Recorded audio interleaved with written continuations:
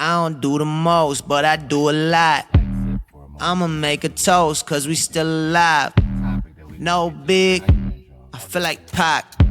I shoot a shot. I'm coming in hot.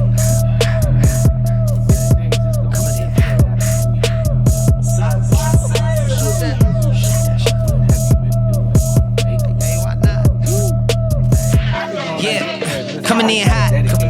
Just like the fajita. I write what I live. My life in the speaker. I'm nice with the flow. Just like the demeanor. A good time and, you know, trying to inspire conversation between the sexes. And sometimes that's done intellectually, and sometimes I, you know, poke the bear. You know. And let me tell y'all something. Listen, before we bring up our amazing guest that's with us today, because this is serious today, y'all. Okay, we're gonna lose some friends, and then we're gonna gain some friends. It's kind of like both. Yeah, I love it. Right? Somebody said yesterday, you guys are a social, almost like a social antagonist or something. We're just like, no, we just bring up topics that people just, you know, they feel it on the inside or whatever, and so. You know, really appreciate it. For those of you joining, of course, it's the Understanding a Man podcast. You can catch us on Anchor and Spotify, iTunes desktop, and Overcast and Google Podcast and YouTube. But I want to thank everybody for that's just been supporting us. You know what I'm saying? And thank you for those who clicked on the donate button. Of course, those proceeds will be going towards our Understanding a Man conference that was coming up. But you know what? I don't want to take up too much time because we got. Listen. So we have the amazing Alexis with us today. Y'all remember? And for those of you that don't know her, she is from season 2 of OWN Network's hit series with Will Packer of Ready to Love. So. Ladies and gentlemen, Ready to Love season 2. We got Alexis in the building. Yeah. And we coming off that dope shoot the shot. Maybe we're gonna talk about that. We can't go into that right now. Oh yeah. So they can definitely catch you on the dating 101 that we had that we talked about previously. So, but Alexis, there is a show and just a topic that's out there that we kind of wanted to there's something that you this show. Yeah. Tell us about the show. Okay, so first of all, I am Alexis. You guys can also follow me on social media at I am Miss Lexo. I have my own podcast as well, and that's a little more of Alexis. So shout out to that. It's been doing very well. And with that, first of all, let me say happy Friday to you guys. Because I'm so excited that it's Friday. We've been getting so much rain here in Atlanta. The sun is just coming out. Yeah, so I think I was starting to think I should book a trip, you know, out of here just to get you can do that either a way. Glimpse of the sun, get some vitamin D because we've been getting so much rain. Right. Well, I'm a little biased because I just came from Florida. This is true. So let me. I'm a little brown, a little brown. Yeah. How was your trip? Have a good time? Yeah. Okay. Yeah, much needed. So we've been getting a lot of requests for. I know I had kind of just put out there. That a conversation needed to be had about the sex culture here, especially in Atlanta. Right. So when I threw it out there, there was a tremendous response with everyone saying, yes, we want to hear you guys kind of talk about that because apparently it's on everyone's mind. Right. It's a thing. Right. And I feel like we should talk about it. And we alluded to it. Well, we kind of coast by it because we're actually talking about something else for the moment, but there is, you know, just with the effeminate culture that is existing out here and things of that nature. So that's one of the reasons, even with this podcast, because there's certain topics that men really don't talk about, and when we start moving into the sex topic, a lot of times people feel like they got to look down at their phone, be politically correct, and you know, and all of a sudden you're getting called names. So we want to start off by saying that, you know, if you happen to hear something that you feel like is gonna hurt your feelings, I mean, listen, everybody's not always just trying to hammer at somebody, you know what I'm saying, and say something to be mean and nasty. There's like 5,000. Okay, I'm already getting into the topic. I'm sorry, but where were you going with the you said that there is the trending topic of it Yeah.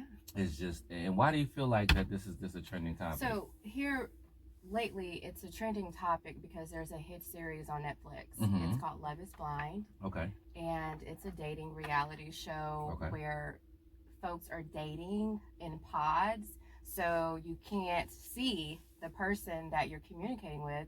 Oh, hell no. I already know where this is going. No, go ahead. So the thing is, you get to know someone before the surface level, right? So the physical attraction is, at the surface. So you're courting all of these people that share a home, but they separate the guys and the girls. Okay. So after a while, you get a chance to see who you connect with the most, just based on your conversations. Yeah. And then I believe at the end of, let's say, 30 days or so, I mean, it's a really short time span here. You just talking over the phone and texting, that's it? Yeah, you're talking in pods. Like, you and I would have a pod, 2 separate pods, but we would be communicating every day. Then you'll decide at the end of 4 weeks if you want to propose. People are proposing. You know what? And I'm waiting. Listen, okay. So let's just go straight there. So what is the controversy around it, though? Okay. Because that sounds nice. So you have a guy and a girl just sitting there dating, and then the guy, okay, all right. Yeah, and to be honest, I mean, that people are, especially hopeless romantics, right? So they're like, I'm all for it. It's very true. You can meet someone and fall in love in 30 days and get married and run off into the sunset. So those are for the hopeless romantics. However, the controversy goes beyond just how can you meet someone and fall in love and want to marry them in less than 30 days, it's not right? Safe. There's a contestant on there who I believe is from Atlanta. Okay. He came out. He came out what? The door? He came out what? He jumped out the closet on national TV, basically to say to his person of interest, which was a woman, and I have not seen this episode yet, but I did see just a small clip of it. And in this episode, he is basically confessing that he also likes men and dates men, and he's bisexual. Right. So it's my understanding that the person of interest that he was going to propose to on the show wasn't with it. Okay. So she was like, okay, this is too much for me. I am not sure that I can handle this. And so he broke down and said, see, this, maybe I'm going to always be alone. The minute I'm trying to be honest about who I am, I'm getting shut out. So why didn't he do that 4 weeks ago? Very true. Very true. I agree. So there's no break. I'm just saying, like, is there an answer there? Did he say that? Because that's the first thing. And he left. Well, I noticed Charles hasn't said nothing. If you can see his face. I'm soaking up all of this information. Yo, but because here's the thing. So somebody's supposed to pity that? Okay, so let me finish giving you the background, and then we'll go in. Okay, so after he confesses that, hey, I really love you, I would like to spend the rest of my life, I want to propose to you, she can't handle it. She's like, absolutely not. This is too much. Give me time to think about it. And that's when he kind of had an emotional breakdown. I think it's because he felt, the spirit of rejection. Not to mention you're on national TV, right? So the reason he went trending on Twitter, he is the reason all these men from across the world started posting pictures of themselves saying bisexual men exist. Okay? This is trending on Twitter, you guys. This is a movement now. I understand. So our, bisexual, and it's backed by this is just us coming out, and this is what we go through. Yeah, this is pretty much. He's like the face of. I mean, everybody's supporting him. Cynthia Bailey has come forward. She is, a champion for this gentleman. A lot of people here in Atlanta are. I personally, my hat's off to him, and I'm glad that he has done that because now it's a conversation. To see all these men coming forward with confidence saying, hey, I am bisexual, we do exist. We need to see more of that because so much of it is hidden in Atlanta. So let's just make sure we understand something here. The man lied to a woman for a month. Yeah. Okay. And so I guess he had his reasoning was that he was scared, but he still lied. Mm-hmm. Okay. Mm-hmm. And so he was crying about that and feeling bad, and then people are just like, oh, okay, here comes the movement behind it. Yeah, pretty much. Yeah. Here's my thing about that. Okay. Right? If somebody, and I say this for relationships, period. Mm-hmm. The shallow portion for a lot of people is that when when you meet them, you want to give them your representative. And I always say that a lot of times, you know, with regard to some ladies, I'm just like, you know, when all your body is fake, but then you're mad that the man you're talking to is not keeping it real. Well, you started off the top with fake this and fake that. It doesn't match. My goodness. You know what I'm saying? So watch this. So watch this. So fake is fake. You know, if you're lying, right? Come on, let's just. So my thing is this: if you give somebody your representative and then they don't like it, which is what happens a lot of times, the reason why that divorce rate is at 70% in the minority community, particularly, is because you let them meet your representative, and then after the rings go on, now you want to show your real self, or your real self comes out. So that in that situation, there's about a 99% chance that marriage would not have worked out. Because first of all, how you gonna get to know anybody in a month, and then you're gonna sign up for forever? And you want a hopeless romantic, that doesn't make any sense to me. But you know, I'm trying to grasp the concept of what of the reason for the trending, I guess. But it's really hard to celebrate. You know, it's you know, on both sides. It's like you're happy for him that he's come out of the, you know, the darkness, right? You know, and expressed who he really was. But at the same time, the timing of it is so ugly because we don't know if it's a publicity stunt. Right. We don't know if you did it for attention. All of that. You know. So you kind of, and it is national television. You know what? It's a reality TV show, and that is it's iffy. But I celebrate him for his honesty. Yeah. And I'm thankful that you know through that honesty. I need a pen and paper. More men are coming out and saying, this is something that I deal with, and I'm okay now with expressing it. So we're good with that because that helps everybody. That literally helps everyone. There's no doubt in my mind that, and because I've gone through, you know, the process of auditioning and sending in your tapes and meeting with producers, so I know, and there's no doubt in my mind that the producers knew that this guy was in fact bisexual. Come on. You know what I mean? So but I that think makes it's for unfair. But see, of course. This is where the challenge comes in for me. Yeah. Okay. I understand that, you know, people say, you know, you love who you love and all that, right? And this is the way that you felt from the time you were born and things of that nature.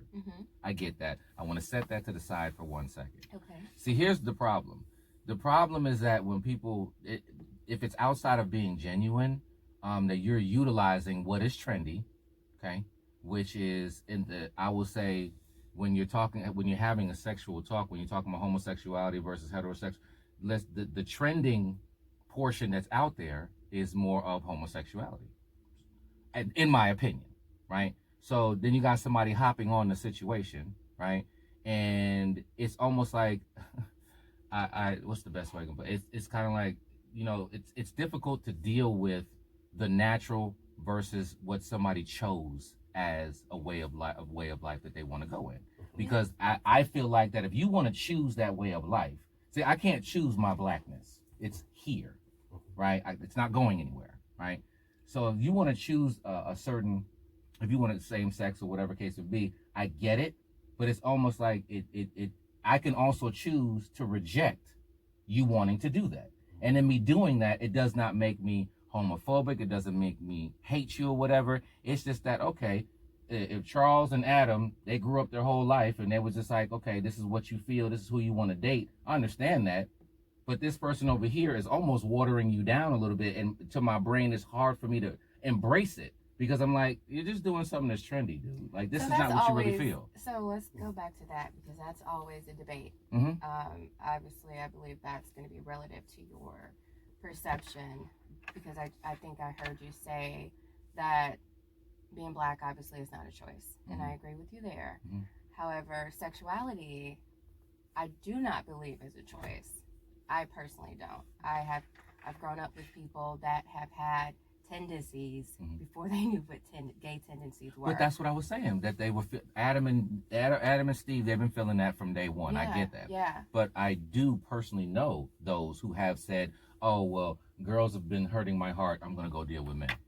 Yeah. Well, I personally know women who have said the same thing. They got their heart broken by men, they're just going to go with women. I don't know.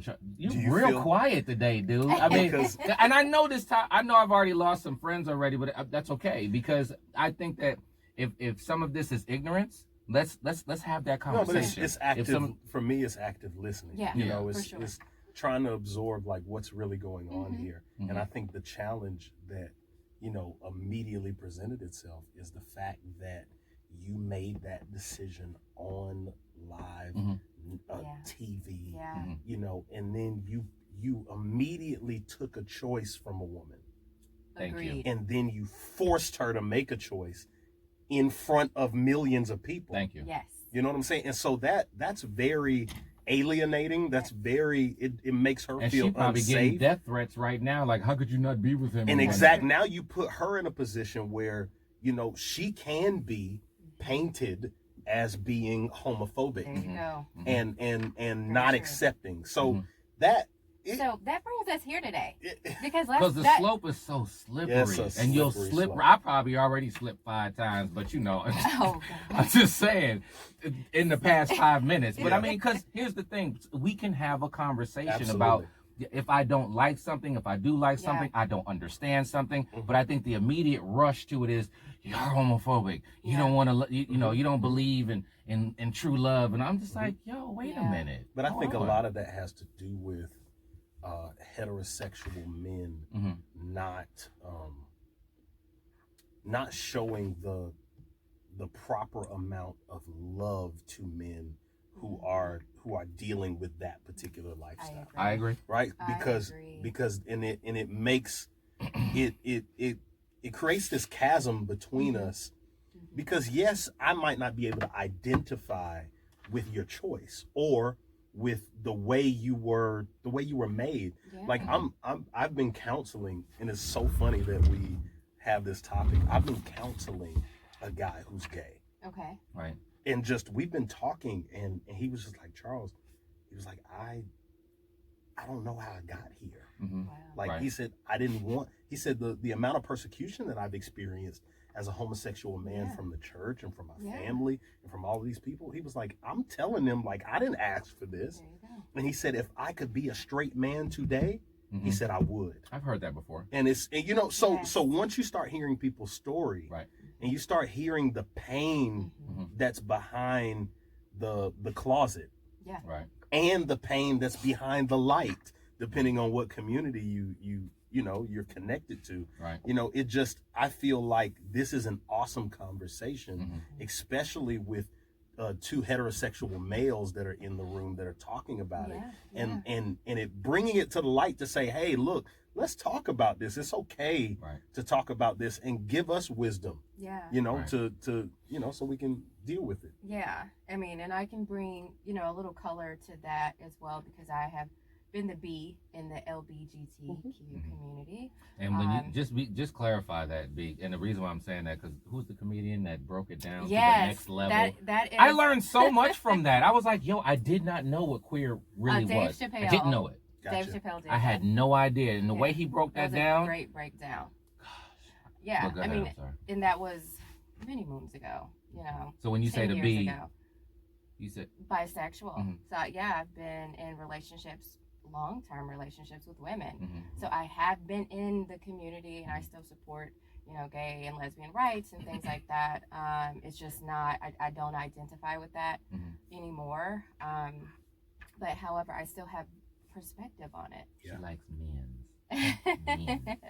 No, but I'm going to give you the biological portion of that, and I challenge our listeners to read, but Yeah. also there's a lot of information that's out there that is in plain sight that people have not looked at. And I was reading a book last year, May of last year, it's by Dr. Louann Brizendine. All right, she is a neuropsychologist or neurotherapist, whatever. You can look it up. She's neuro, like she deals with the brain, okay, and then also with the psychology and psychotherapy and things of that nature as well, right? And you can Google her or whatever, but she wrote a book called The Male Brain, Okay. and in there she's breaking down, and then she also wrote a book called The Female Brain, and I learned so much just about my own mind from the time the sperm hit the egg all the way to like you're 80 years old. She takes you through the different phases, and I just want to encourage everybody to perhaps listen. So there is we all heard about testosterone, right? Women got estrogen, men got testosterone. We have a little bit of the other one, right? They compare testosterone to like Zeus, right? There's another hormone called Mullerian inhibitor substance, MIS. It does not exist in Alexis. Okay. It exists in me and you, in men, right? And so what happens is that the default for when you are in vitro, the default is female. This MIS hormone comes along for me and Charles and tells our brain, no, let's kick this testosterone up. Let's bring these testicles in. Let's bring this penis and all that. It kicks that in, right? And it tells our brain that we should act like a boy, a man. This is what the hormone is sharing with our brains at points. And it said, one of the examples that she used, she said, by the age of 3, the worst thing you can say to a 3-year-old boy is that you're acting like a girl. And I was just like, oh, wow. Because, little kids, if you stop acting like a little girl, I'm not acting like a girl. The reason why that is because his brain is releasing this hormone that says, I'm supposed to act like a boy. So if you say something different, he's going to obviously jump at it, right? I say all that to say that hormone doesn't go away at the age of 43, right? Or at the age of 30. At the age of 30, I'm about to say 35. At the age of 35, it's still existing, and it's telling my brain that I'm supposed to act like a boy, which means that I'm supposed to be with the girl, right? And so if I see something different, my brain doesn't register a lot of that, and so people have never had the conversation that your brain literally my male brain is telling me more that this is not the way it's supposed to be. And so we all think that it's a choice of just saying, okay, well, I just don't like that. Well, the same grace you want me to give you of understanding the way that man, I'm glad you used that example of, he said, if I could change this, I would. The same grace that we have to give him, we have to give the grace to the men. Like some men have more testosterone, some men have more MIS. So you can have more manly men. I'm sure we've all heard that before. So if this person over here is thinking more manly because his hormones are telling him, can you really hold that person accountable to homophobia and things of that nature? Oh, I know I stunted it. No, I mean, I know you got to think about that one. But then it's just like what if we look over history, even look at the process of the emancipation of women, because women have rested on the bottom rungs of society throughout history. Right. And we're just getting to this beautiful place where women are just, I mean, growing leaps and bounds. Right. Doing extremely well in a plethora of areas, right? Right. So when you say something now that is remotely sexist or that has the fragrance of misogyny or has or reeks at all of the totalitarian male patriarchy, people are aggressive about that, right? Very. They're aggressive about it because they don't want to repeat history. Right. So then in the same response, like a threat. The same response with our LGBTQ, I don't even want to get into the letters, so I don't. Plus, right? See, I never even heard that before. Listen, when you get into those situations, that was just. Oh, I was about to say, but I got to take it. But you see how fast I had to take that into consideration, because I was like, you got to. Heard of that. Because you come into those all the time. You come into the situations, and because they've been in the dark so long, because they've been oppressed in certain areas and pressed down for so long, any fragrance of rejection, any fragrance of I don't accept that, or that's wrong, or that's gross, immediately puts them on the defensive and immediately makes you fearful of where they've come from, right? And I don't think is I think in some ways it's become a lot more aggressive than I'd like to see. There's been a lack of grace in that area. But then I also understand the value of choice, and the value of me being able to say, you know what, instead of saying that's wrong and I don't agree. Mm-hmm. We can say, hey, you know what? I have no reference for where you are. Uh-huh. Help me understand it. Right. And that's how I can counsel and those are the conversations that I've had with people. Absolutely. Just even talking about black to white or black I to was Hispanic. thinking that's the first thing that came out, because the common denominator there is the struggle. Right. You know, everybody has experienced rejection, whether it was your sexuality or you just struggling as a black man, just trying to, you know, get your foot in the door. We have to work twice as hard. We gotta, you know, they're holding the front door open for everyone else, but we have to go around back to get in for the opportunity. But see, as we bring Black History Month to a close, yeah. but as you go there's people I automatically can hear saying, okay, well, wait a minute, don't start talking about us going around the back and all this and that, because I can't take my blackness off. Watch me. Because think about it, the conversation that I had earlier, some people don't make a choice and they feel like this is where they've been from day one. But that's watered down by the people who do make a choice. So you made a choice to want to be oppressed. But I didn't make a choice. I used to be called 60% of a man because somebody put laws out there, right? So watch this. So I didn't have a choice in that. This man over here might not have a choice either, because he feels like that he's like that from day one. Right. But unfortunately, you do have out there people who have made a decision to choose a different, to go same sex. At that point, if you're feeling oppressed, I'm like, yo, don't talk to me about water fountains and black people and white people, because you made a choice. Yeah, I didn't have a choice. It waters it down for, you know, you made a comment that it, you know, waters it down, and it doesn't take away from that person, that gentleman that we described earlier, who you counsel, doesn't really take away his experience just because someone else made a choice. You know, it's... I agree. I can agree with you on that. But again, it still exists. That's what I'm saying. So we're not dealing with that topic. That's a topic that we don't deal with. We're like, okay, well, he isn't like that, so let's talk about him. Nah, let's talk about the ones who choose it. But then you have to think about this, even in the statement of like those who choose it. Like, if you choose it, that means somewhere along your journey, it was an option.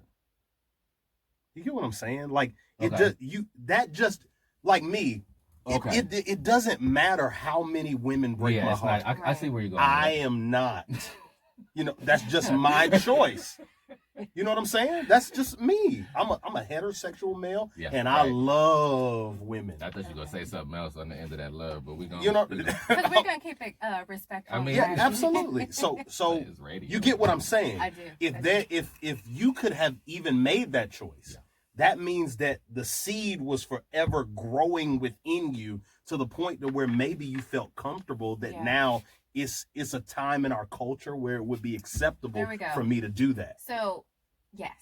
So that's exactly where I was, you know, thinking that the conversation would eventually go, is because I think that's what brings us together today. Let's talk about both sides of the coin. Right. You know, one being how the pressure of today's society makes you feel that you have to accept such, you know, sexualities, behaviors, or whatever is trending now. You know, in this modern sex culture or whatnot. Right. On the other end of that, I mean, we saw that with this trending topic, because it's trending that this guy came forward and said, hey, I would love to marry you, but I need you to know that I'm a bisexual man. And to your point, Charles, the pressure from this young woman who has to, on the spot, be accepting of that, she needed time to process that. That time, obviously, this is real time, and it's television, so she didn't have time to process that. But my heart goes with her as well, because, like you said, she may also get attacked from, what if she doesn't accept it? And that's her right. But does that make her a bad person? And I think no. You got people who probably are death threatening this lady. For sure. By now. For sure. Absolutely. And I hope that that's not happening, but you got some people who are just so far on the left, like you were saying, thinking that she's a threat, or that we're going to have to go back to where we used to be, to whereas they see her and you're like, oh, if you make it okay for you to turn around and say no to us, then you need to end your, you know what I'm saying? Like, we got to stop this. And so is it okay for somebody to say, I don't accept this? It is. Very much so. We don't hear that too often, though. Because if you say that, that means that once it is means that it's okay for me to people will associate that with, to hate on me or to be, you know what I'm saying? And I think that it's okay for me to say, I don't like this, but I love you. Yeah. Well, but I don't like your style. Here's why I also get hats off to the gentleman who did come out and say, hey, this is who I am, because he gave her a choice. Let's talk about all the guys that are not giving women the choices. That's word. Yeah. Let's talk about this down life culture here in Atlanta. Yeah. This is big. This is Atlanta's a big thing. like the mecca. They coined the DL. Yes. DL came out of it, and that's yeah. Go ahead. I mean, I've seen it. I've been in gay clubs, your bulldogs, and I've seen men that have actually even come onto me and kind of left me confused because. And they got a whole wife at home. Yeah, and a boyfriend in the club. Okay.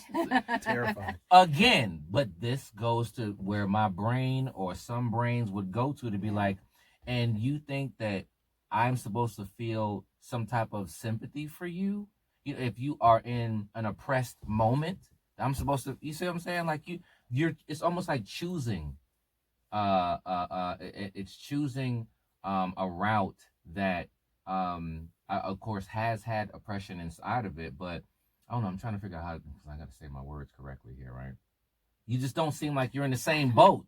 I don't know. You're not in the same boat as somebody else who this is just their. So are you wrestling with the concept of being born into it and not being able to control it versus someone who developed into it? Yes. Oh, okay. Okay. I see where so you're going. I get what you're saying. Yeah. And I get what you're saying. And I'll just be honest, I do wrestle with that. You spoke earlier about, having like that chemical imbalance or whatnot. Yeah. So which then would talk about dopamine, okay? Mm-hmm. Right. Because I personally believe if you are on this journey and maybe you were not born into it, but maybe life happened. Whatever situation you found yourself in, now you're chasing this chemical, and that's dopamine, and it's to me at some point it becomes an addiction. Yep. Right. And raise his hand. Dopamine is that's an why addiction. It's an addiction. That's real. And thrill seekers. Yeah, absolutely. So some people, they go from relationship to relationship, and everybody chases that honeymoon stage because the honeymoon stage is amazing. It is. It's the best thing and that's ever. a real stage, by the way. And she also talks about that in the book as well. So, really? Yeah. So it's a real stage. It's a thing. That feeling, you want to feel like that all the time. So it's like some people they chase that. Right. And so let's just say, hypothetically speaking, that men that are experimenting with other men or therefore intrigued and now curious, that could be something they're chasing.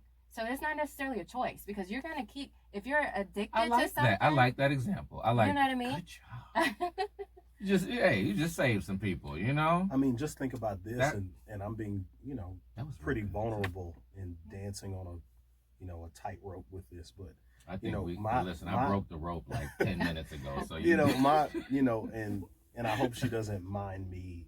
I'm gonna keep it, Yeah. What's your name?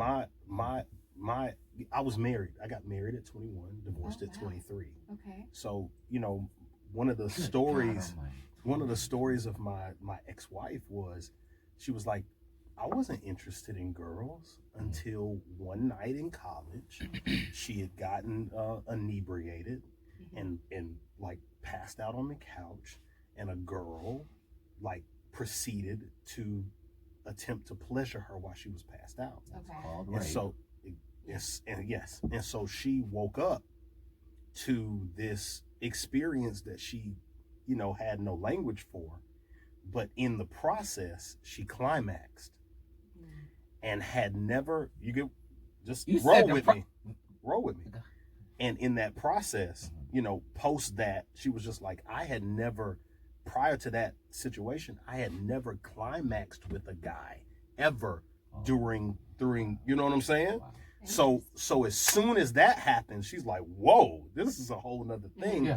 And it took her down a totally different path than she expected. But right? And so in our relationship, that was, because her and I have been friends for years. So I knew this going in. It was not, for me, it was like, I get it, I understand.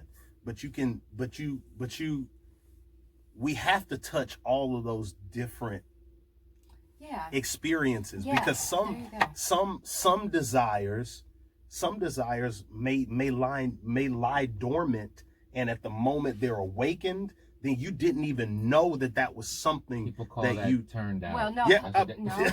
No, I come, like where come you're going, on. Charles. Let me tell you something. 'Cause here comes They the do word. call that turned out, though. Here Come comes the on, word. man. If I say such and such got turned out, what do you think? You think that story that he just Going told? back to 99, 2000. People still turning folks out. That's Yes. so good. Yes, that's a real thing. I mean, I remember Michelle was saying how she's just talking to certain people, and guys they don't, like, for, let's just say some homosexual men, they don't go and pray and try to get with another homosexual man. They try to come for the Elams of the world. I got a word. And let me tell you, for you you. will never. Let me say this. Because I have a word. No, but go ahead. Because this goes back to you and your viewpoint on the choice. Okay. The big choice. Let's talk about the men that have been molested, that have not had a choice. Okay. So now, yes, in that process of being molested, maybe they did climax. Maybe they're now struggling with, am I gay? Yeah. Because I think I enjoyed it. This was not a choice. It may have not been something that had been on their mind. Understood. So let's talk about the priests and the preachers that are out here and they're molesting our young black boys. Let's talk about Reverend Bishop Eddie Long. Yeah. Can we? You're Can trying we? to tear the whole. Listen, hold on. Go for. Wait. Anybody need? Wait. No. But go ahead. You know what I mean? Like, people don't understand that when we go back to choices, my heart goes out to the people that never had a choice. Yeah. You know, and now they struggle with this, forced upon identity crisis because they don't know who they are anymore. That was something that was taken from them. Right? Understood. But here's the thing, without getting too biological, and I know we're gonna have to go into a part 2 of this because we're kind of rounding around. I just want to hear your. No, but let me say. I wish We y'all. got I'm time. glad I got this Don't try on camera because they both shifted in my direction. Like, what is he about to say? No, but seriously, I got time today. In that point, to use I could say particularly for your ex-wife that you were just speaking of, and when you brought up dopamine, let's just look at the fact that an orgasm produces oxytocin, which is what we're all shooting for, right? All right, but oxytocin in a woman, this is why I always share with ladies why you have to watch who you sleep with, because if you think about it, ladies, the men that brought you to climax are the men that you remember the most. Okay, let's start there. Everybody who was horrible in bed, you're like, oh yeah, I did have him that time. Oh my God, you don't even remember. You still that. you try to do the fingers and toes moments, right? And so I think it's what they call now being dickmatized. Yeah. Okay. No. That's what they're But calling everybody who dickmatized, right? You remember all of them. At some point in your 31, 32, 33 year, you have been 26. At some point. I'm gonna hope you have been. Gosh. I don't recall. But here's my mom's listening. Let me share with you the danger of that is that oxytocin basically in your body tells your brain this person has a higher probability of siring my children. So that's why you attach yourself to that person. So if that happens to be a woman on round 1, you're still oxytocin doesn't come out the adrenal glands or wherever it comes from in your brain, wherever. It doesn't come out and say, I'm only going to do this for heterosexuality. It doesn't say that. It's like, okay, you're feeling this is introduced to your body. This hormone is saying you're going to feel good for the next, some women at 5-10 seconds, some are 3 minutes. You know what I'm saying? So, but then I understand. That's where the bonding can come from. So again, I can understand that moment because I'm like, your body's telling you, I'm good with this person right now. And if you get somebody, if somebody experiences that with the same sex at a vulnerable age or time in their life, right, it's almost tattooed on their soul. There you go. So as they go through life, they're trying to figure out, like, I feel like I'm supposed to be one way, but then another way is kind of, working in my members. So that's very true. It's tough, but but at least I can rock. I can rock with it. I can rock with that. I'm just saying. But I do believe that we now live in a society, which brings me to my point of you have to be accepting of whatever's trending. Yeah. You know, especially from a social acceptance standpoint. For instance, there are some things to your point that I was unaware of. And there's something new that's being introduced to me every day. Case in point, in my neighborhood, we were having a function for all of the neighbors, and it was a friendly environment, friends, family, barbecue type of thing. I wore a T-shirt that said unicorn. Okay. I didn't know that I was promoting a sex culture. What? So I had my mother as my witness because she was right there going, "Why are so many people hitting on you?" And I said, "I don't know." So what is that? I later found out it was my T-shirt. So a unicorn is basically someone. Say you have a relationship with, you know, your wife or, you know. I'm so tuned in right now. Yeah, you guys are leaned all the way in. I'm like, what? It's someone who is open to joining an existing relationship and being like the girlfriend, the fun toy for that person. So a unicorn is a free spirit. Are you serious? Yeah. It was a husband and wife that were flirting hard with me, but they kept looking at my T-shirt. I didn't understand what was going on. Yo, that is so interesting. Yeah. So now when I look at dating profiles, I pay attention because I've always looked at the unicorn as just being a magical creature, being just like that rare find. So I consider myself a unicorn.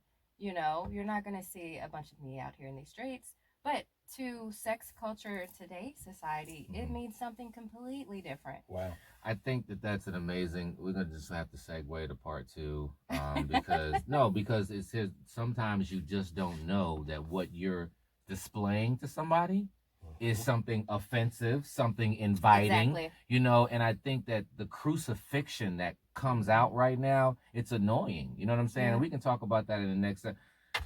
Listen, y'all, we're gonna have to go to part 2. Of course, it's the Understanding a Man podcast. We want to thank you guys so much. We're gonna continue this open dialogue of just sexuality and just a little education. I learned something. And Charles was tuned in. Yeah, I know. Yeah, okay. It was great. And of course, you can hit the sponsorship button right there as you're exiting the podcast and to contribute towards the Understanding a Man podcast. And we will see you next time for part 2 of this conversation on sexuality. Yeah, coming in hot, just like the fajita. I write what I live. My life in the speaker. All right, so